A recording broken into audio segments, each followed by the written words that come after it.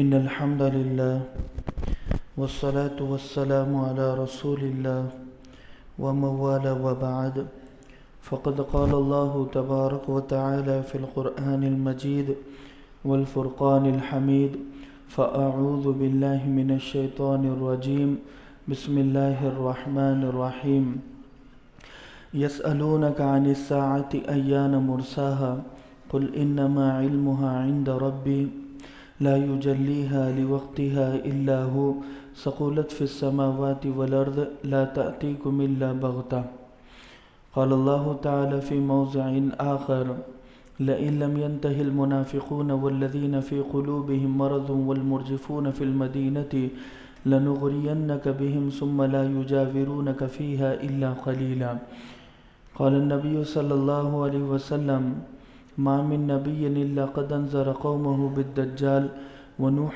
قد أنذر قومه بالدجال قال النبي صلى الله عليه وسلم ما بين خلق آدم إلى قيام الساعة أمر أكبر من الدجال أو كما قال عليه الصلاة والسلام صدق الله العظيم وصدق رسوله النبي الكريم ونحن على ذلك لمن الشاهدين والشاكرين والحمد لله رب العالمین۔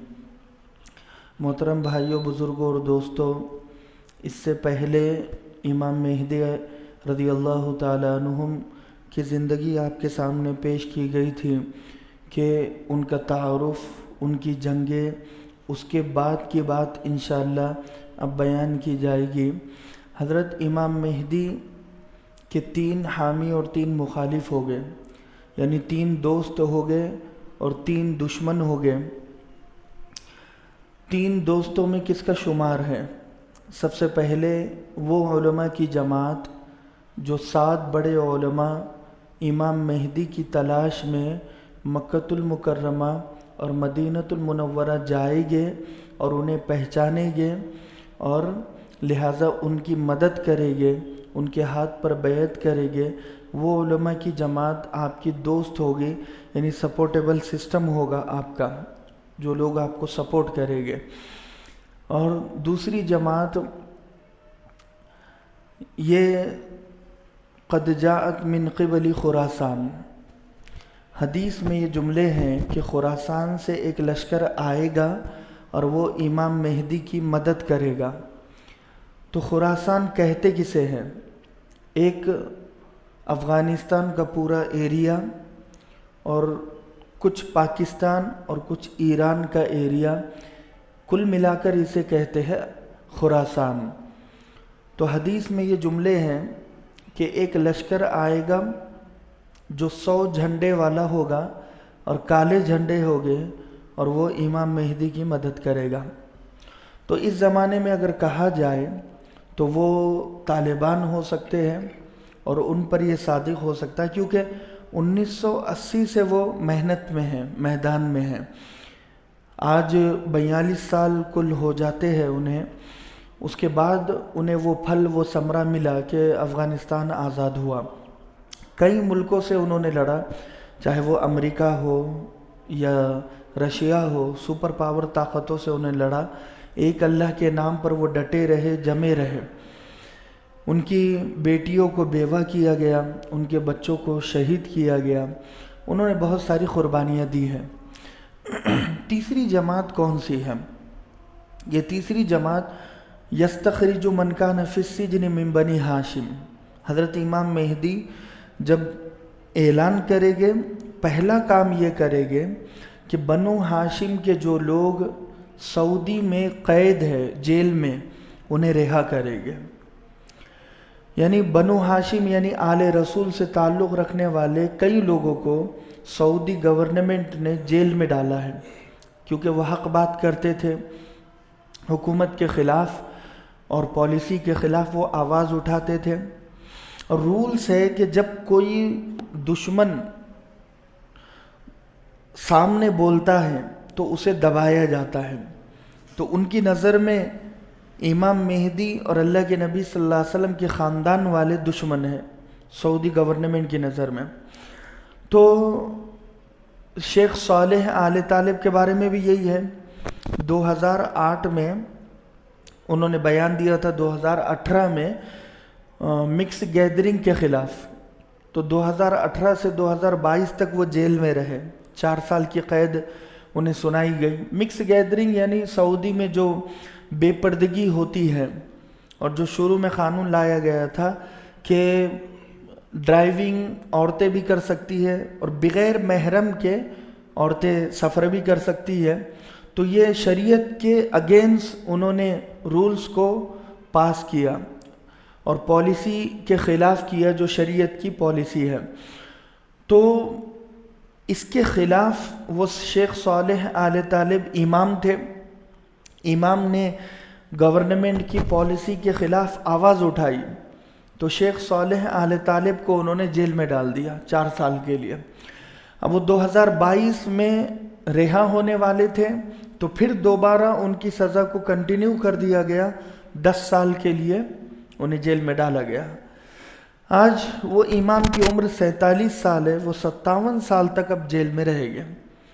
یہ ہوا کیوں؟ کیونکہ انہوں نے آواز اٹھائی۔ اسی لیے جب کوئی آواز اٹھاتا ہے تو اس کی آواز کو دبایا جاتا ہے، اسے خاموش بٹھایا جاتا ہے۔ تو یہ 3 حامی ہو گئے، ایک 7 علماء کی جماعت، ایک یہ بنو ہاشم سے تعلق رکھنے والے، عرب میں رہنے والے جو سچ مچ کے عرب ہیں اور جن کے خون میں آل رسالت کا خون دوڑ رہا ہے، تو وہ آل رسول کو رہا کرے گے امام مہدی، اور وہ ان کے مددگار بنے گے۔ اور تیسرے خراسانی لشکر افغانستان سے جو آئے گا۔ 3 دشمن ہو گئے امام مہدی کے بڑے بڑے۔ سب سے پہلا دشمن عرب کی گورنمنٹ ہوگی، حکمران ہو گئے۔ دوسری دشمن یہ سفیانی کا لشکر ہوگا جو سیریا سے چلے گا، ملک شام سے چلے گا، اور حضرت امام مہدی کو قتل کرنے کے لیے مدینۃ المنورہ آنا چاہے گا، مگر مکہ اور مدینہ کے بیچ میں ایک مقام بیدا ہے، جو میں نے اس سے پہلے بتایا تھا۔ وہ لشکر یہاں پر دھس جائے گا، یخسف باولہم وآخرہم، فرمایا کہ پورا کا پورا لشکر دھس جائے گا زمین میں، ایک آدمی بچے گا وہ خبر دینے کے لیے، وہ دوبارہ سیریا جائے گا اور خبر دے گا کہ پورا کا پورا لشکر زمین میں دھس چکا ہے، مر چکا ہے، ختم ہو چکا ہے۔ تو وہ لشکر سب سے بڑا دشمن ہوگا اس زمانے میں۔ اور تیسرا دشمن جو ہوگا وہ لہذا عالم کفر ہوگا، یعنی پوری دنیا کے جتنے کافر ہو گئے، یعنی اسلام کے دشمن ہو گئے، مسلمانوں کے دشمن ہو گئے، یہ بڑے دشمن ہو گئے امام مہدی کے بھی۔ امام مہدی رضی اللہ عنہم کی 4 خصوصیتیں ہوگی بڑی، غور سے سننا، اللہ کرے بات سمجھ میں آ جائے۔ پہلی خصوصیت یہ ہوگی کہ بہت کم وقت میں وہ پوری دنیا میں اسلام کو پھیلانے کا کام کرے گا، اور اسلام کو نافذ کرنے کا اور لاگو کرنے کا کام کرے گا، یعنی اسلامک رولز اینڈ ریگولیشن ہر طرف ہو گئے۔ صرف 4.5 سال میں 4 ملکوں سے بڑی جنگیں لڑے گے اور وہاں پر اسلام نافذ ہوگا، قائم ہوگا۔ میں نے اس سے پہلے جنگوں کا تذکرہ کیا تھا، پہلی جنگ عرب سے ہوگی، دوسری فارس سے یعنی ایران سے، اور تیسری یہ ورلڈ وار 3 ہوگی، اور چوتھی جنگ ہوگی استنبول سے، ترکی سے، وہ آپ فتح یاب ہوگے، وہاں پر اسلام نافذ ہوگا۔ تو حضرت امام مہدی 40 سال میں اعلان کرے گے مہدی ہونے کا۔ اس کے بعد ایک حدیث کے مطابق 7 سال زندہ رہیں گے، ایک حدیث کے مطابق 9 سال زندہ رہیں گے، یعنی آپ کی کل ملا کر عمر 47 سال ہوگی یا 49 سال ہوگی۔ تو اگر 7 سال والی حدیث جو صحیح ہے اس کو اگر ہم لے لیں تو 2.5 سال اس میں سے آپ حضرت عیسیٰ علیہ السلام کے ساتھ رہیں گے، جو دجال کو قتل کرنے والی جنگ رہے گی اس میں بھی امام مہدی رہے گے۔ اور 2.5 سال اگر نکال دیے جائے 7 سال میں سے تو بچے کتنے؟ 4.5 سال۔ 4.5 سال میں 4 بڑی جنگیں لڑے گی، یہ پہلی کوالٹی اور خصوصیت ہوگی امام مہدی کی اتنے کم وقت میں۔ دوسری خصوصیت ہوگی کہ دجال کے فتنے سے مسلمانوں کو بچائے گے، محفوظ مقام پر لے کر چلے جائے گے، شہر غوطہ میں، ملک شام میں جو فلسطین میں ہے، وہاں پر مسلمانوں کو سیفلی لے کر چلے جائیں گے تاکہ وہ دجال کے فتنے سے محفوظ رہیں۔ تیسری کوالٹی امامت کریں گے، حضرت عیسیٰ علیہ السلام بھی آپ کے پیچھے ایک نماز فجر پڑھے گے آپ کے پیچھے، اور پھر دجال کو قتل کرے گے۔ چوتھی کوالٹی یوسف علیہ السلام کا کردار ادا کرے گے۔ کس طرح؟ دجال کن حالتوں میں نکلے گا یہ ہمیں سمجھنا چاہیے۔ اللہ تبارک و تعالی دجال کے آنے سے پہلے آسمان کی بارش کو 1/3 روک دے گا اور زمین کی پیداوار کو 1/3 روک دے گا۔ زمین اناج اور غلہ نہیں اگائے گی۔ دوسرے سال آدھی بارش کو اللہ روک دے گا اور آدھی پیداوار اور فصل کو اللہ روک دے گا۔ لوگوں کو کھانے کے لیے کھانا نہیں ہوگا، پینے کے لیے پانی نہیں ہوگا، روٹی چاول اور سالن اور کچھ بھی انسانوں کو نہیں ملے گا۔ تیسرے سال پوری بارش کو اللہ روک دے گا اور پوری پیداوار کو اللہ روک دے گا۔ تو یہ جب ماحول ہوگا 3 سال ایسے نکلے گا اور پھر دجال نکلے گا، تو اس میں اسٹوریج کرنے کا کام حضرت امام مہدی کرے گے، یعنی اناج کو محفوظ رکھے گے، اناج کو بچا کر رکھے گے۔ جیسے اگر ہمیں پتہ چل جائے کہ 2023 میں مندی کا زمانہ آئے گا اور بالکل مارکیٹ ڈاؤن ہو جائے گا اور اناج کھانے کے لیے نہیں ہوگا اور بارش بالکل نہیں ہوگی 10 سال تک، اگر ہمیں پتہ چل تو ہم ابھی سے اس کی تیاری کریں گے۔ ہم گیہوں چاول یہ محفوظ رکھیں گے اور بھر کر رکھیں گے اپنے انتظام کے لیے۔ تو حضرت امام مہدی مسلمانوں کے لیے، جو اس زمانے میں مسلمان ہوں گے، ان کے لیے محفوظ کریں گے اناج کو، غلے کو۔ یوسف علیہ السلام نے بھی اپنے زمانے میں یہی کیا تھا۔ یوسف علیہ السلام نے بادشاہ نے جو خواب دیکھا تھا کہ 7 موٹی تازی گائے دبلی پتلی گائے کو کھا رہی ہے، اس کی تعبیر نکالی تھی کہ 7 سال پیداوار ہوگی اور 7 سال قحط کے گزرے گے۔ تو یوسف علیہ السلام کو وزیر خزانہ بنایا گیا۔ تو وزیر خزانہ بننے کے بعد آپ نے اناج کو محفوظ کیا آنے والے 7 سالوں کے لیے، یعنی وہ جو قوم ہوتی ہے، قوم میں سے گیہوں کو نکالا نہیں آپ نے، جیسی کھیت سے ہم نکالتے ہیں اس کے بعد وہاں سے گیہوں کو نکالتے ہیں تو گیہوں سڑنا شروع ہو جاتا ہے۔ تو آپ نے یہ کیا کہ کھیت سے نکالنے کے بعد اسی قوم کے اندر گیہوں کو رہنے دیا اور اناج کو رہنے دیا تاکہ وہ زیادہ دنوں تک صحیح سلامت رہے۔ یہی رول حضرت امام مہدی بھی ادا کریں گے۔ تو یہ حضرت امام مہدی کی چوتھی خصوصیت ہوگی۔ حضرت امام مہدی کی خلافت کی یعنی حکومت کی 3 بڑی کوالٹی کیا ہوگی وہ ہمیں جاننا چاہیے۔ پہلی کوالٹی یہ ہوگی کہ فرمایا یلقل اسلام بجیرانہ فی الارض، کہ زمین میں اسلام اپنی پوری طاقت کے ساتھ نافذ ہو جائے گا، لاگو ہو جائے گا پوری طاقت کے ساتھ۔ اسلام پوری طاقت کے ساتھ غالب ہوگا، غلبہ اسلام کا ہوگا، مگر کفر کا خاتمہ نہیں ہوگا۔ کفر کا خاتمہ اسے کہتے ہیں کہ ایک بھی کافر نہ بچے۔ یہ حضرت عیسیٰ علیہ السلام کے زمانے میں ہوگا، لیکن امام مہدی کے زمانے میں کافر باقی رہیں گے اپنی پوری شرائط کے ساتھ۔ تو یلقل اسلام بجرانی فی الارض، مگر اسلام پوری پاور اور پوری طاقت کے ساتھ نافذ ہوگا۔ پہلی کوالٹی حکومت کی یہ ہوگی۔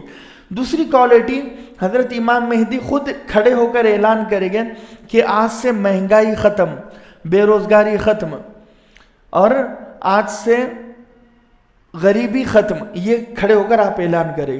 میں نے اس سے پہلے بتایا تھا کہ آپ اس زمانے میں آئیں گے جس زمانے میں نشانی یہ ہوگی کہ بے روزگاری بہت ہوگی اور غربت بہت ہوگی اور لہٰذا فحش بہت ہوگی۔ تو یہ اب اس زمانے میں امام مہدی جا رہے ہیں، اب یعنی یہ اپنی عمر کے آخری پڑاؤ میں ہے، تو اب امام مہدی کھڑے ہو کر اعلان کرے گے کہ آج سے غریبی ختم۔ حدیث میں یہاں تک آتا ہے ایک آدمی مانگنے کے لیے آپ سے جائے گا، خزانے بھرے پڑے ہوئے ہوگے، آپ کہیں گے یحملہ مستطاع، جتنی طاقت ہو خزانے اٹھا لے۔ وہ اپنی فیحفی لہو، فرمایا کہ لب بھر کر حضرت امام مہدی اسے دے گے چاہے وہ سونا ہو، چاندی ہو، غلہ ہو، اناج ہو، تو وہ لب بھر بھر کر لے گا۔ یہ آپ کی حکومت کی کوالٹی ہوگی۔ کوئی بھی حکومت اس زمانے میں یا کسی بھی زمانے میں ہو تو غریبی کو ختم نہیں کر سکتی، بے روزگاری کو ختم نہیں کر سکتی، چاہے کوئی بھی حکومت ہو، چاہے وہ ہندوستانی حکومت ہو یا پھر اندرون والی ہو، بیرون والی ہو، پوری دنیا میں غریبی ختم نہیں ہوئی، باقی ہے۔ امریکہ میں بھی غریب دیکھیں گے آپ، سعودی میں بھی دیکھیں گے، انڈیا میں بھی دیکھیں گے، اور بے روزگار ہر جگہ آپ کو نظر آئے گے، مہنگائی ہر جگہ، مہنگائی آسمان کو چھو رہی ہے، قیمتیں بڑھ رہی ہیں۔ یہ نشانیاں ہیں کہ قیامت قریب ہے، تو یہ سب ختم ہو جائے گا امام مہدی کے زمانے میں۔ تیسری خصوصیت کیا ہوگی؟ یملأ الارض قسطا وعدلا کما ملئت ظلما وجورا۔ فرمایا کہ جیسے زمین ظلم و ستم سے بھری ہوئی تھی، اس ظلم و ستم کو انصاف سے بھر دے گے امام مہدی۔ آج دیکھو کتنا ظلم و ستم ہے۔ جب امام مہدی آنے کی نشانیوں میں یہ تھا کہ ظلم زیادہ ہو جائے گا، ہر جگہ ظالم، ہر گھر میں ہر جگہ ظالم حکمران ہوگے، ظالم باپ ہوگا، ظالم ماں ہوگی، ظالم بیوی ہوگی، ظالم بہن ہوگے، ظالم بھائی ہوگے، ظالم رشتے بن جائیں گے، خون کے رشتے پانی کے ہو جائیں گے، سفید ہو جائیں گے۔ لیکن اب دیکھو جب جا رہے ہیں تو کتنا بڑا فرق ہے کہ اس زمین پر ظلم ختم ہو جائے گا۔ یہ آپ کی کوالٹی ہے۔ تو امام مہدی علیہ رضوان کا انتقال ہوگا فلسطین کے علاقے میں، فیصلی علیہ مسلمون، مسلمان ان کی نماز جنازہ پڑھیں گے، فیدفنونہ ببیت المقدس، اور بیت المقدس میں انہیں دفن کیا جائے گا۔ تو لہٰذا یہ حالات آپ کے سامنے تھے امام مہدی کے، جو اس سے پہلے میں نے کچھ بتایا تھا آپ کے ذہن میں ہوگی، اور یہ حالات۔ اب آتے ہیں دجال پر۔ دجال کا نام سے پتہ چلتا ہے کہ وہ بہت بڑا دھوکے باز ہے۔ دجل کہتے ہیں عربی میں دھوکہ دینا، اور بہت بڑا دھوکے باز کو عربی میں دجال کہتے ہیں۔ جیسے ایک ورڈ ہوتا ہے دھوکے باز، اردو کا ہے، تو اگر کوئی آدمی اتنے دھوکے دے کہ پہلی سانس سے آخری سانس تک، پیدا ہونے سے موت تک، تو ہم اسے کہیں گے کہ یہ بہت بڑا دھوکے باز ہے، تو اسے عربی میں کہتے دجال۔ تو نام سے سمجھ جانا چاہیے کہ یہ آدمی دھوکہ دینے والا ہے۔ کیوں؟ کیونکہ ایک آدمی کا نام ہی چور ہے، ایک آدمی کا نام ہی زانی ہے، ریپسٹ ہے، ایک آدمی کا نام ہی فراڈ ہے، تو آپ اس پر اگر بھروسہ کر رہے ہو تو آپ کی غلطی ہے، کیونکہ اس کے نام سے آپ کو پہچاننا چاہیے تھا اور آپ کو دور ہو جانا چاہیے تھا کہ یہ غلط آدمی ہے، غلط راستہ دکھائے گا، غلط گائیڈ کرے گا۔ تو دجال کو دجال اس لیے کہا جاتا ہے کہ یہ بہت بڑا دھوکے باز ہے، اس کے ہر سانس میں دھوکہ ہے۔ انہا ستاتی علی الناس سنون خدا، حدیث میں فرمایا ترمذی میں کہ دھوکے کے سال آئے گے، دھوکے کی صدیاں آئے گی، دھوکے کا زمانہ آئے گا، سینون خدا، اسٹیپ بائی اسٹیپ، دھوکے کے سال، دھوکے کی صدیاں، دھوکے کا زمانہ آپ اندازہ لگا سکتے ہیں۔ جگہ جگہ دھوکے باز آپ کو نظر آئے گے، نظر اٹھائے دھوکے باز۔ اس زمانے میں دجال نکلے گا۔ اور دجال کی جنس کیا ہے، جینڈر کیا ہے، یعنی مرد ہے، عورت ہے، کیا ہے، انسان ہے یا نہیں ہے؟ دجال کو بعض لوگ ٹیکنالوجی کہتے ہیں دھوکہ دینے کے لیے۔ شکیل بن حنیف کے لوگ جو پھیل گئے ہیں ہمارے ناندیڑ میں بھی اور لاتور میں بھی، پربھنی میں بھی کثرت سے، اسی لیے بیانات اس پر ہو رہے ہیں کہ وہ کہتے ہیں کہ دجال ٹیکنالوجی ہے۔ میں نے اس سے پہلے بتایا تھا کفر لکھا ہوا ہوگا اس کے پیشانی پر، تو ایکسپلین اس طرح وہ کرتے ہیں کہ امریکہ کا اور فرانس کا کافر، یہ امریکہ اور فرانس دونوں کافر ہے، یعنی دونوں دجال ہے۔ ان کی ٹیکنالوجی کا ویرودھ کرو تو دجال کا ویرودھ کرو گے؟ نہیں، دجال ٹیکنالوجی نہیں ہے، دجال انسان ہے، انسان۔ اس کا حلیہ اور گیٹ اپ حدیث میں ذکر ہے۔ دجال کی ایک آنکھ ہوگی، ممسوح اس کی جو بائیں آنکھ ہوگی مٹی ہوئی ہوگی، یعنی یہاں پر کچھ بھی نہیں ہوگا، اور ایک آنکھ ہوگی جو بالکل پیشانی کے نیچے ہوگی. اس ایک آنکھ کو قافیہ کہا جاتا ہے، یعنی کہ انگور کے دانے کی طرح نکلی ہوئی ہوگی ایسے باہر، اور شیپ اس کا جو ڈیزائن ہوگا اونٹ کی آنکھ کی طرح ہوگا. اونٹ کی آنکھ آپ نے دیکھے ہوگی، اونٹ کو دیکھا ہوگا آپ نے، اونٹ کی آنکھ ہوتی ہے ترچھی، بالکل وہ ترچھی آنکھ ہوگی اس کی، اور کاف فے لکھا ہوا ہوگا. تو شکیل بن حنیف کے ماننے والے کہتے ہیں کہ ٹیکنالوجی ہے، جبکہ نہیں ہے. اسٹوڈنٹس کو پکڑتے ہیں، وہ بھولے بھالے مسلمانوں کو پکڑتے ہیں اور کہتے ہیں کہ دجال اب نکل گیا تو امام مہدی بھی نکل گئے. تو شکیل بن حنیف کو کہتے ہیں کہ یہی امام مہدی ہے اور یہی عیسیٰ مسیح ہے، جبکہ دونوں الگ الگ ہیں. امام مہدی الگ ہے، حضرت عیسیٰ علیہ السلام الگ ہے، دونوں کا مشن اور کام الگ ہے.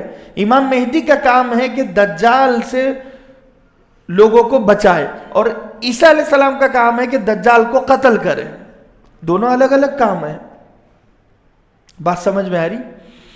تو لہٰذا دجال کی جنس کیا ہے؟ دجال انسان ہے. دجال ظاہر کب ہوگا؟ اصفہان ایران کا ایک شہر ہے، وہاں پر ایک بستی ہے، یہودیہ بستی کہتے ہیں، یہودیہ بستی سے وہ نکلے گا، دجال وہاں سے ظاہر ہوگا. تو اور دجال کی کیا کسی سے ملاقات ہوئی ہے؟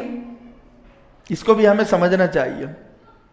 حضرت ابو تمیم داری ایک صحابی ہے جو پہلے عیسائی تھے، یمن کے رہنے والے تھے اور قبیلے جزام سے آپ کا تعلق تھا.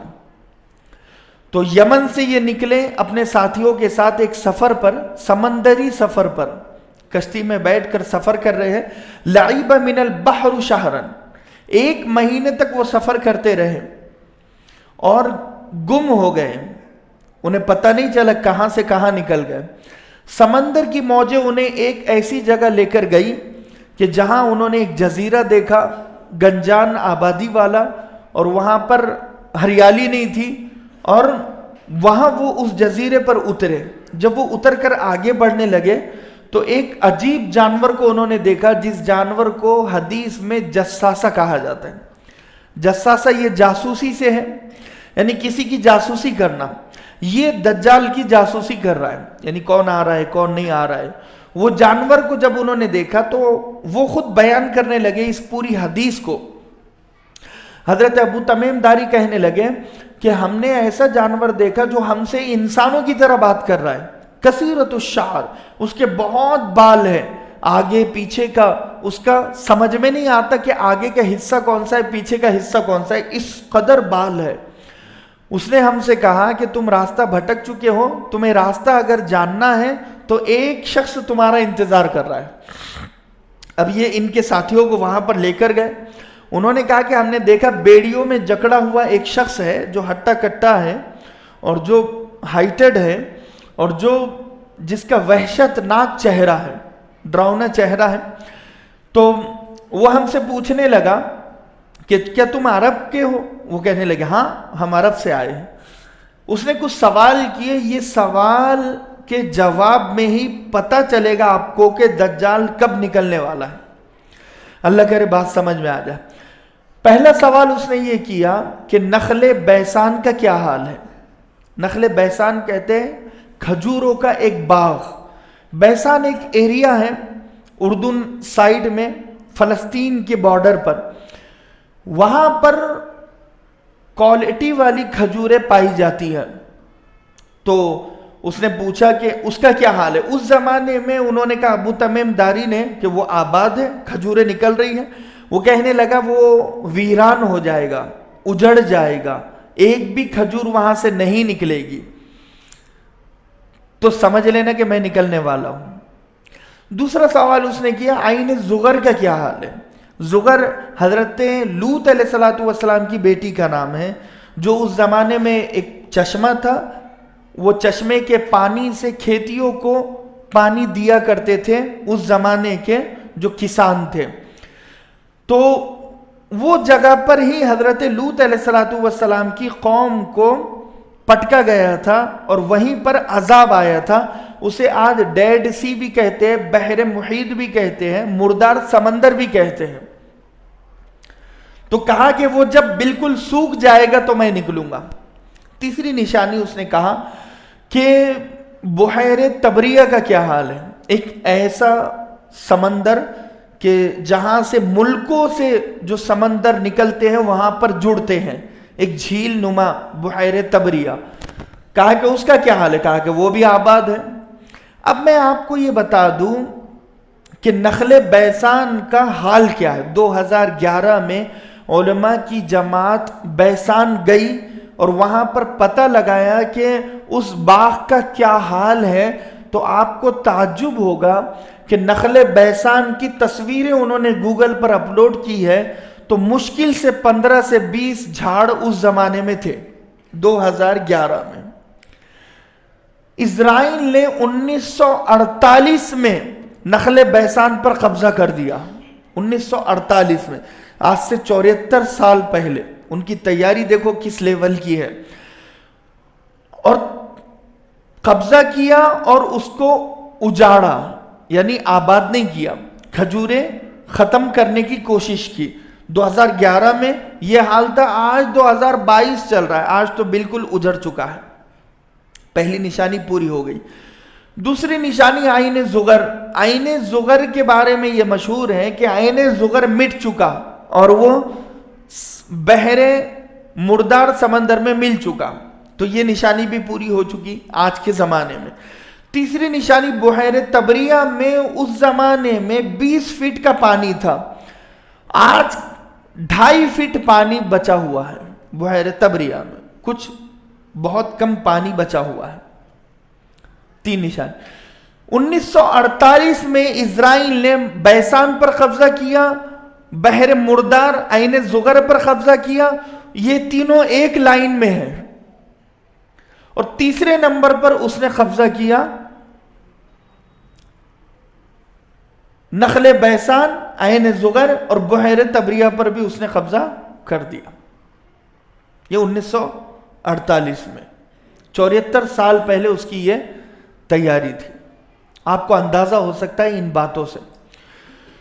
چوتھا سوال اس نے کیا کہ کیا کوئی آدمی ایسا آیا ہے جس نے نبی ہونے کا دعویٰ کیا؟ انہوں نے کہا ہاں، ایک محمد بن عبداللہ ہے جس نے نبی ہونے کا دعویٰ کیا ہے۔ تو دجال دیکھو یہاں پر کہتا ہے خیر لہم ان تطیعوہ انی مخبرکم انی انا الدجال، میں تمہیں صاف بتا دوں کہ میں دجال ہوں، اور تمہارے لیے یہ بہتر ہے کہ تم اس نبی کی بات مان لو، اس نبی کو قبول کر دو۔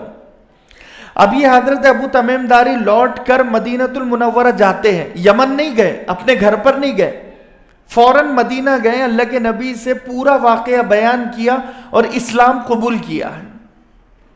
اللہ کے نبی صلی اللہ علیہ وسلم نے ممبر پر کھڑے ہو کر پورا واقعہ سنایا اور کہا کہ دیکھو یہ ابو تمیم داری ہے، اسلام قبول کرتے اور ان کا یہ واقعہ ہے، اور آپ نے خوش ہو کر کہا ہاذہ طیبہ ہاذہ طیبہ ہاذہ طیبہ، یہ میرا پاکیزہ شہر ہے، یہاں پر وہ نہیں آ سکے گا، دجال نہیں آ سکے گا۔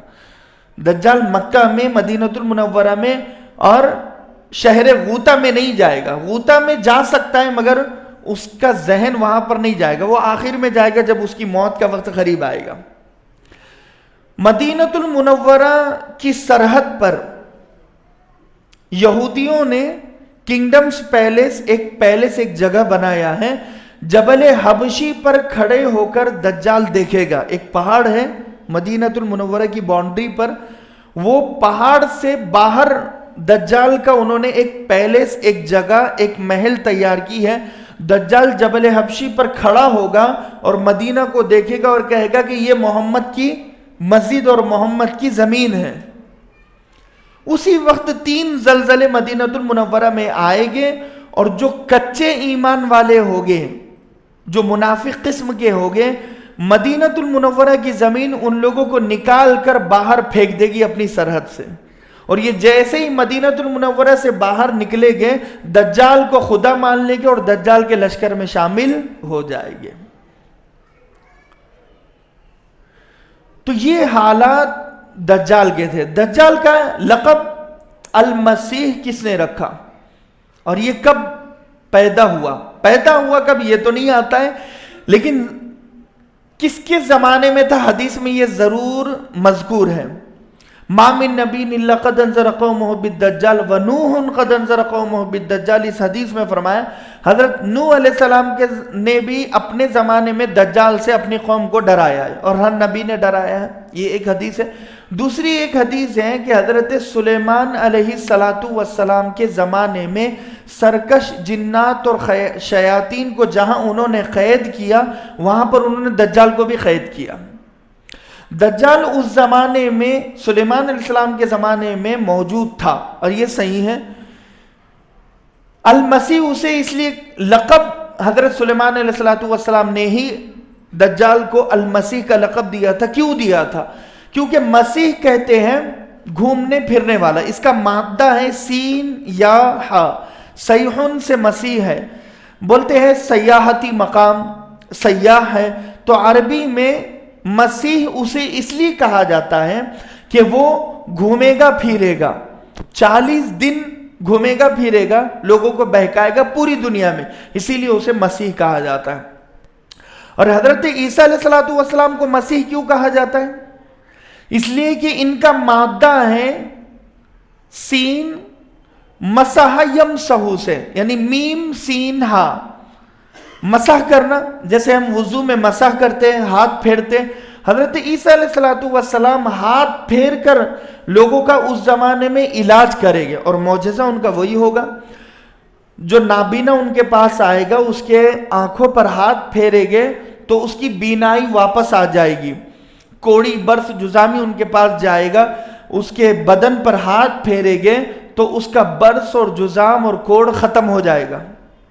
اسی لیے آپ کو مسیح کہا جاتا ہے کہ ہاتھ پھیر کر. آپ مردے کے پاس جائیں گے، ہاتھ پھیرے گے اور کہے گے قم باذن اللہ، اللہ کے حکم سے کھڑا ہو جا، وہ زندہ ہو جائے گا. اسی لیے آپ کو مسیح کہتے ہیں. تو ان دونوں کو مسیح کہنے کی وجہ سے دنیا کی ذہین ترین قوم یہاں پر غلط فہمی کا شکار ہو گئی. یہودیوں نے عیسیٰ مسیح کو مسیح دجال سمجھ لیا، اور مسیح دجال کو عیسیٰ مسیح سمجھ لیا، اور اپنے پاس انہوں نے عیسائیوں کو بھی بلا لیا اور ان سے بھی یہ کہہ دیا کہ دیکھو یہ عیسیٰ مسیح دجال ہے، اور مسیح دجال ہی عیسیٰ مسیح ہے. عیسائیوں کو نہیں پتا کہ وہ تیاری دجال کے آنے کی کر رہے ہیں، حالانکہ وہ یہ سمجھ رہے ہیں کہ ہم عیسیٰ مسیح کے آنے کی تیاری کر رہے ہیں. کنفیوژن کا وہ شکار ہو گئے. تو لہٰذا اس وجہ سے المسیح کہا جاتا ہے. تو شکیل بن حنیف کے بارے میں نے آپ کو بتایا تھا، دجال کی ایک آنکھ، حالانکہ عیب والا انسان ہے. اس زمانے میں اگر کوئی ایک آنکھ والا انسان ہو تو کوئی اسے بیٹی نہ دے، کوئی اسے داماد بنانا پسند نہ کرے، کوئی اسے رشتہ دار بنانا پسند نہ کرے. لیکن انہوں نے ایک آنکھ کو اتنا شو کیا اور اتنا ایڈورٹائزمنٹ اس کی کارٹونز کے ذریعے سے. کارٹونز میں بھی آپ غور کریں گے ایک آنکھ والے کارٹون پر زیادہ زور دیا جا رہا ہے تاکہ بچوں کو یہ ایک آنکھ عیب دار نہ لگے، بچے اس ایک آنکھ سے خوش ہو جائے. جہاں آپ جس چیز کو زیادہ بتاؤ گے لوگوں کو تو لوگ وحشت والی چیز سے بھی محبت کرتے ہیں، کیونکہ زیادہ بتائیں. آپ سانپ کو بار بار ایسے پیش کرو کہ سانپ ہمارا خیر خواہ ہے اور سانپ ہمیں نہیں ڈستا ہے، سانپ ہمارا مسیحا ہے، تو لوگ سانپ سے بھی محبت کرنے لگتے ہیں. کیونکہ ایک بات بار بار جب سنی جائے گی تو لوگوں کی نفرت محبت میں بدل جاتی ہے. تو ایک آنکھ کو اتنا بتاؤ، اتنا سناؤ، فلموں کے ذریعے سے، گانوں کے ذریعے سے اور کارٹونز کے ذریعے سے، ایڈورٹائزمنٹ کے ذریعے سے، ریئلٹی شوز کے ذریعے سے، تاکہ لوگ اس ایک آنکھ کو عیبدار نہ سمجھے بلکہ لوگ اس سے محبت کرنے لگ جائیں. ان کے کچھ سمبولز ہوتے ہیں، اس طریقے سے وہ بناتے ہیں. میں آپ کو یہ بتا دوں، اس سے پہلے میں یہ اہم سمجھتا ہوں بات کو بتانا. ایلومیناتی کی 13 فیملی ہے. فری میسن اور ایلومیناتی کون ہے یہ آپ کو حیرت ہوگی اور تعجب ہوگا. یہ وہ لوگ ہیں جو شیطان کی پوجا کرنے والے ہیں، لوسیفر کی پوجا کرنے والے ہیں. اینٹون لاوی یہ ایلومیناتی کی 13 فیملی ہے جس کے بارے میں خود ان کا ہی رائٹر لکھتا ہے، جس نے ایلومیناتی 13 بڈ لائنز ایک بک ہے، وہ بک کا آتھر ہے، رائٹر ہے فرینک مینس جس کا نام ہے، اس نے یہ ایک بک لکھی ہے. وہ ایلومیناتی سے نکل گیا، اسے قتل کر دیا گیا، اس کا مرڈر کر دیا گیا، کیونکہ وہ ایلومیناتی اور فری میسن کو ایکسپوز کرنا چاہ رہا تھا. لیکن اس کی جو بک ہے، وہ بک میں جو لکھا ہوا ہے میں وہ آپ کو بتانا ضروری سمجھتا ہوں کہ 13 یہودیوں کے خاندان اس پر کام کر رہے ہیں کہ مسلمان اسلام سے دور ہو جائے، اور 13 خاندانوں کے ذمے 13 کام سونپے گئے ہیں. کس طریقے سے؟ ایک آسٹر فیملی ہے، یہ فیملی کا کام ہے کہ ورلڈ وائڈ بزنس پر یہ قبضہ کریں. جتنے بھی بزنس اور تجارت کے شعبے ہیں اس کو ہینڈل جو کرتی ہے آسٹر فیملی ہینڈل کرتی ہے. اگر آپ کسی بھی شعبے کے پیچھے جاؤ گے، چاہے وہ ٹاٹا ہو، برلا ہو، ہندوستان کی بڑی کمپنیاں ہو، ملیشیا انڈونیشیا کی بڑی کمپنیاں ہو، فورن کی بڑی کمپنیاں ہو، تو وہاں پر آپ کو آسٹر فیملی کا ایک نہ ایک سدسیہ ضرور نظر آئے گا. چاہے وہ کار ہو، 2 ویلر ہو، 4 ویلر ہو، کسی بھی بزنس کسی بھی لائن سے میں آپ کو بتا رہا ہوں. دوسری فیملی ہے بنڈی فیملی. اس فیملی کا کام ہے کہ یہ زائونسٹ موومنٹ پر کام کریں. زائونسٹ موومنٹ کیا ہے؟ کہ پوری دنیا کے یہودیوں کو جمع کرو اور یہودیوں کا ایک ہی شہر اور ایک ہی دنیا ہونی چاہیے، گریٹر اسرائیل جسے کہا جاتا ہے. اس پر کام کر رہی ہے یہ دوسری فیملی، دوسرا خاندان اس پر کام کر رہا ہے کہ جہاں بھی جائے گا. تیسری فیملی کولنز فیملی، اس کا کام ہے کہ بے حیائی کو پھیلاؤ، شراب کے ذریعے سے، ریسٹورنٹ کے ذریعے سے، اور سٹا اور جوا اور مٹکے کے ذریعے سے بے حیائی کو پروموٹ کرو. سیریلز کے ذریعے سے، گانوں کے ذریعے سے، فلموں کے ذریعے سے، کارٹونز کے ذریعے سے. کارٹونز میں چھوٹے چھوٹے کپڑے بچوں کو دکھاؤ تاکہ یہ بچے بے حیا بن جائے، بے شرم بن جائے، بے غیرت بن جائے. اور یہ ماں باپ کو اوپن اسپیچ، اس کا سب سے بڑا مدعا ہے کولنز فیملی کا. فریڈم آف اسپیچ اس نے لاگو کیا ہے، چاہے وہ امریکہ ہو، فرانس ہو یا پوری دنیا میں ہو. فریڈم آف اسپیچ کے نام پر ماں باپ کے سامنے بچے کھڑے ہو کر کہتے کہ ہمیں ادھیکار ہے، ہم اپنی زندگی کے فیصلے خود لے سکتے ہیں. اور اس کو پروموٹ کیا جا رہا ہے فلموں کے ذریعے سے کہ آپ خود اپنی زندگی کے فیصلے لے. ماں باپ آپ کو گائیڈ نہیں کریں گے، ٹیچر آپ کو گائیڈ نہیں کرے گے، اسکول، کالج، یونیورسٹی آپ کو گائیڈ نہیں کر سکتی ہے، مدرسہ، مکتب آپ کو گائیڈ نہیں کر سکتا ہے، علماء، فصحاء، بلغاء آپ کو گائیڈ نہیں کر سکتے. آپ خود اپنی زندگی کے فیصلے لے. اگر میں اپنی زندگی کے فیصلے خود لوں گا تو میں یوٹیوب پر ہوں، فیس بک پر ہوں، انسٹاگرام پر ہوں، اور میں سیریل دن رات ٹی وی کے ذریعے سے مجھے بے حیا بنایا جا رہا ہے، تو میں بے حیا بن جاؤں گا، بے شرم اور بے غیرت بن جاؤں گا. آج کی نسلوں میں بے حیائی کو پھیلانے میں سب سے بڑا کردار کولنز فیملی کا ہے.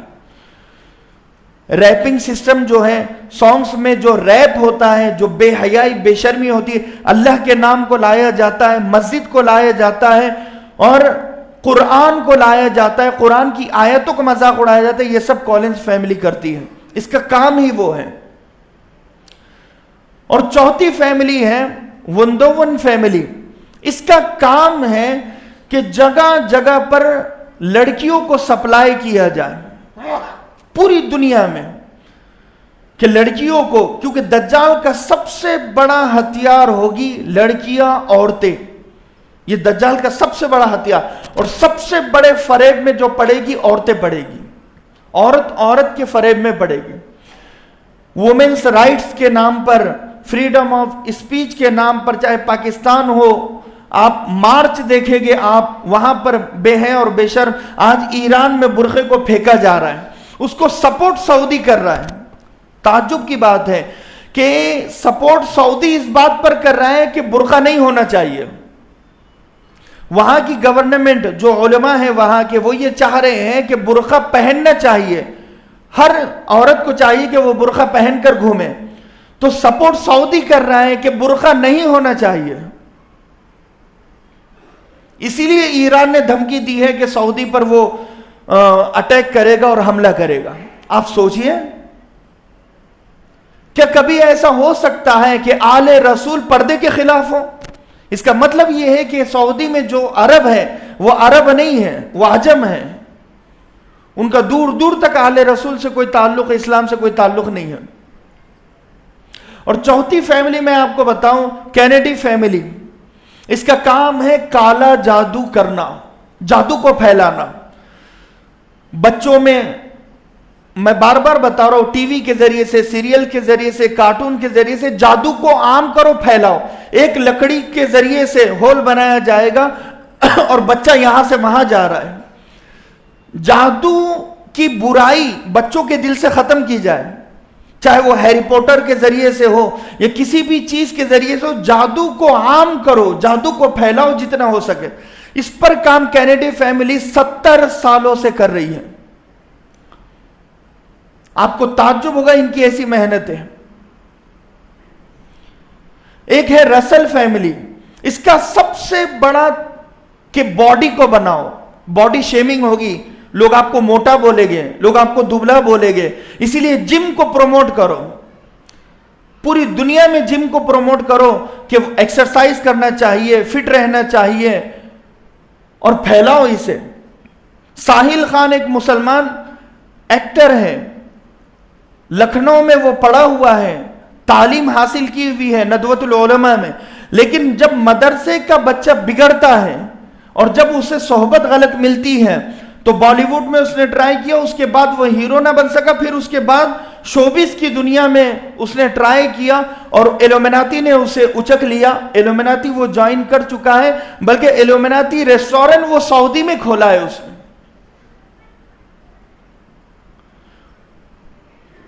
اس کے عزائم ہے کہ 700 جم اسے پوری دنیا میں کھولنا ہے. یہ ٹارگٹ، یہ ٹاسک دینے والے کون ہیں؟ ایلومیناتی ہیں. کہ ایسا جم ہونا چاہیے کہ جہاں پر مرد اور عورت دونوں ساتھ میں ایکسرسائز کریں، جہاں پر گانے بج رہے ہوں اور ایکسرسائز کر. اپنی باڈی بناؤ، باڈی بناؤ، باڈی بناؤ. کیا ایک سوال بھی قبر کا باڈی سے ریلیٹڈ ہے؟ جس کے 6 پیک ہوگے وہ جنت میں جائے گا، 8 پیک ہوگے وہ جنت میں جائے گا. کیا قبر، حشر، نشر کا ایک سوال مجھے آپ قرآن سے بتا دو کہ ایک سوال یہ باڈی سے ریلیٹڈ ہے؟ لیکن پھر بھی لوگ باڈی شیمنگ سے گھبراتے ہیں، شرماتے ہیں. تو یہ گھسانے والے نوجوانوں کا زیادہ تر وقت جم میں گزرنا چاہیے، کالج میں گزرنا چاہیے، گانوں میں، فلموں میں گزرنا چاہیے. ان کے مائنڈ کو آزاد مت ہونے جو. مائنڈ پروگرامنگ پر جو کام کر رہی ہے اس فیملی کا سب سے بڑا کام ہے rock فیلر family. Mind programming.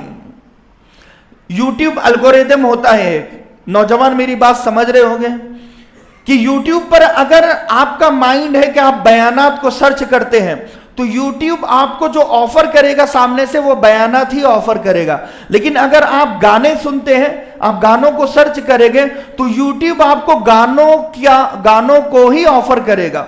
Film آپ دیکھتے ہو تو فلموں کو ہی آفر کرے گا. اسے کہتے ہیں یوٹیوب الگوریدم، فیس بک الگوریدم، انسٹاگرام الگوریدم، ٹک ٹاک الگوریدم. یہ الگوریدم کیسے محسوس کر لیتا ہے کہ یہ بچہ اس اسٹائل میں آن لائن جاتا ہے، یہ پسند کرتا ہے. اس مشین کو کیسے پتا چلا؟ اس پر کام راک فیلر فیملی 70 سالوں سے کر رہی ہے. ایسے ایپلیکیشن نکالو، ایسے ویڈیوز نکالو اور ایسے ویب سائٹس نکالو کہ جس کے ذریعے سے الگوریدم لوگوں کا آپ ہیک کر لو کہ دماغ کیا سوچتا ہے. اتنی گہرائی سے اس پر. ایک ہے راٹس چائلڈ فیملی، آپ دیکھ لینا ان فیملیز کے بارے میں. اس فیملی کا کام ہے دنیا کی اکانومی پر قبضہ کرو. آپ کو تعجب ہوگا کہ سب سے زیادہ سونا جس کے پاس پایا جاتا ہے وہ اسرائیل ہے. اسرائیل کے پاس سب سے زیادہ سونا ہے. اور جہاں جہاں سونا پایا جاتا ہے ملکوں کے پاس، چاہے پاکستان ہو، ہندوستان ہو، انڈونیشیا ہو، ملیشیا ہو، چائنا ہو، تو یہ سونا بھی دراصل یہودیوں کا ہی ہوتا ہے. یہ مقروض بن جاتے ہیں. پاکستان قرضے میں ڈوبا ہوا، ہندوستان قرضے میں ڈوبا ہوا. اس پر کام کرتے ہیں. ایک اونیسس فیملی ہے. اس فیملی کا کام ہے ہتھیار کو سپلائی کرنا. دو دیش کو آپس میں لڑاؤ, ڈیوائیڈ اینڈ رول کرو. رشیا یوکرین کی جنگ میں سب سے بڑا کردار اونیسس فیملی کا تھا. آپ کو تعجب ہوگا کہ رشیا کا جو پریزیڈنٹ ہے وہ بھی یہودی ہے, اور جو یوکرین کا پریزیڈنٹ ہے وہ بھی یہودی ہے. اور لیکن نیچے جو لوگ ہیں, جو فالوورز اور ماننے والے اور جو شہری ہیں, رہنے والے جو لوگ ہیں, وہ عیسائی تھے اور مسلم تھے. آپس میں لڑنے کا ناٹک کرو تو جو شہری ہیں یعنی عام لوگ ہیں, جو جنتا آپس میں لڑے گی, تو یہ عیسائی وہاں کے عیسائی پر حملہ کریں گے. یوکرین کے مسلمان رشیا کے مسلمانوں پر حملہ کریں گے تو قتل کس کا ہوگا؟ زیادہ تر مسلمان مریں گے. ان کے نزدیک ایک یہودیوں کی جان ہزاروں انسانوں سے بہتر ہے. ہزاروں انسان مر جانا چاہیے مگر ایک یہودی نہ مرنے پائے. ان کی وہ کوشش ہوتی ہے. اور آخر میں بتاؤں, میروونگین فیملی یہ سب سے بڑی فیملی, میں اس لیے آخر میں اس کا ذکر کر رہا ہوں کہ اس کا ماننا یہ ہے, اس فیملی کے بارے میں آپ کہیں پر کسی بک میں لکھا ہوا نہیں دیکھیں گے. ایک رائٹر نے بہت بڑی ہمت کی تھی, ADL جو کمپنی ہے اس کا رائٹر تھا, اسے راتوں رات غائب کر دیا گیا. یہ فیملی مانتی ہے کہ اس میں دجال کا خون بہتا ہے اور اس میں شیطان کا خون بہتا ہے. یعنی شیطانی رشتہ داریاں اس فیملی سے جڑی ہوئی ہے اور دجالی رشتہ داریاں اس سے. یہ شیطان کے پجاری ہیں میروونگین جو ہوتے ہیں. پوری دنیا میں شیطان کے چرچ کو عام کرو. میں نے شروع میں بتایا, اینٹون لاوی جو ہے سب سے پہلا شیطان کا مندر لوسیفر ٹیمپل اس نے بنایا. آج پوری دنیا میں آپ کو تعجب ہوگا, پوری دنیا میں 100 سے زائد ایسے مندر بن چکے ہیں جو شیطان کی پوجا کرتے ہیں, لوسیفر کی پوجا کرتے ہیں.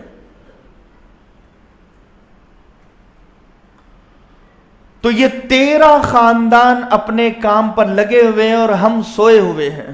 آج کا مسلمان سویا ہوا ہے, قرآن سے دور, حدیث سے دور, علماء سے دور, مسجد سے دور, مکتب سے دور, مدرسے سے دور, سب سے دور. پھر اسے کون سمجھائے گا, کون بتائے گا؟ اگر یہ ایسے ہی رہے گا تو پھر اس کی نسلوں کا کیا حال ہوگا؟ جب دجال نکلے گا تو پھر کیا حال ہوگا؟ آپ سوچ سکتے ہیں. دجال کی آخری لڑائی 5 منٹ باقی انشاءاللہ اس میں بیان کر دوں گا. پھر انشاءاللہ اس کا چیپٹر 3 بھی آپ سے بات کرنا ہے, بیان کرنا ہے. بہت ساری باتیں ہیں. اللہ کرے کہ اللہ آپ کو سننے کی ہمت دے اور مجھے بولنے کی طاقت دے جب تک میری جان میں جان ہے.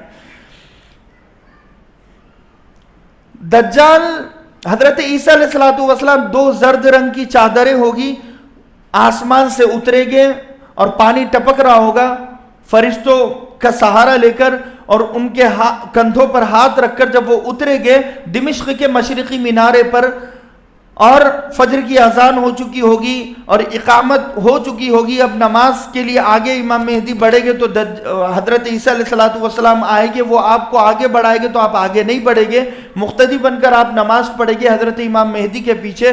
نماز کے بعد پورے مسلمانوں کو حضرت عیسیٰ علیہ السلام کے حوالے امام مہدی کر دے گے. حضرت عیسیٰ علیہ السلام گائیڈ کرے گے لوگوں کو, اور پھر دجال کے پیچھے پڑے گے.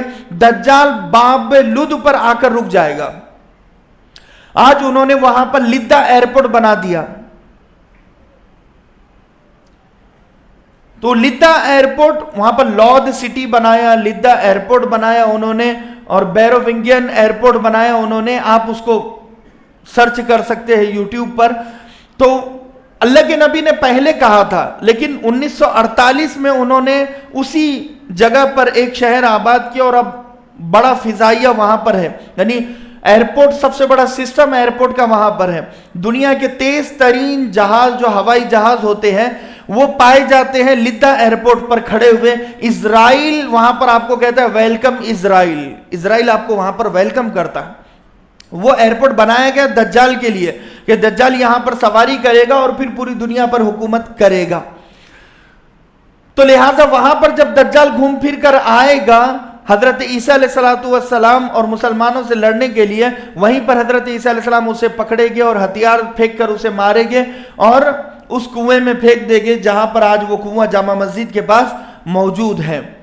اور مسلمان یہودیوں کو قتل کرے گے، یہودیوں کو کثرت سے قتل کرے گے. ایک جو درخت ہوگا وہ درخت نہیں بتائے گا کہ یہودی میرے پیچھے چھپا ہوا ہے، وہ درخت ہے باکس تھارن غرقد درخت جسے کہا جاتا ہے، اردو میں اور انگلش میں باکس تھارن درخت کہا جاتا ہے. 2008 سے 2012 تک 12 ارب ڈالر ہندوستان کو اسرائیل نے دیا ہے کہ تم اس کی کاشتکاری کرو، اور ہر ملک کو اس نے آفر کیا ہے کہ تم اپنے ایریے میں زیادہ تر درخت جو لگاؤ تو غرقد درخت لگاؤ، باکس تھارن درخت لگاؤ، اور پھر ہمیں وہاں پر ٹرانسفر کرو، ہم تک وہ پہنچاؤ.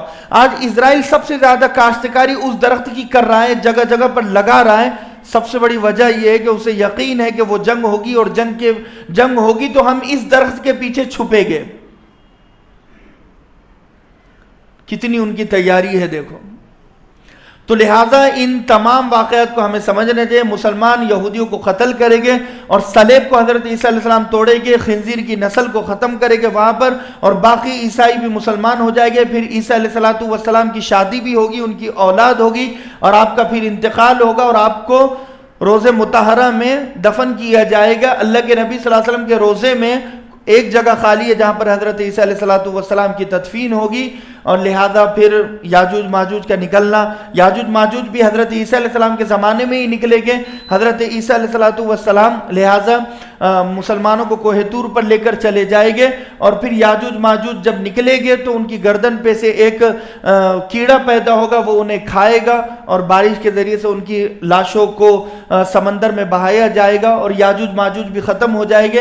تو لہذا یہاں تک اس بات کو لانے کا مقصد یہ ہے کہ تاکہ ہمیں سمجھ میں آ جائے قیامت کتنی قریب ہے. اللہ تبارک و تعالی سے دعا ہے کہ اللہ کے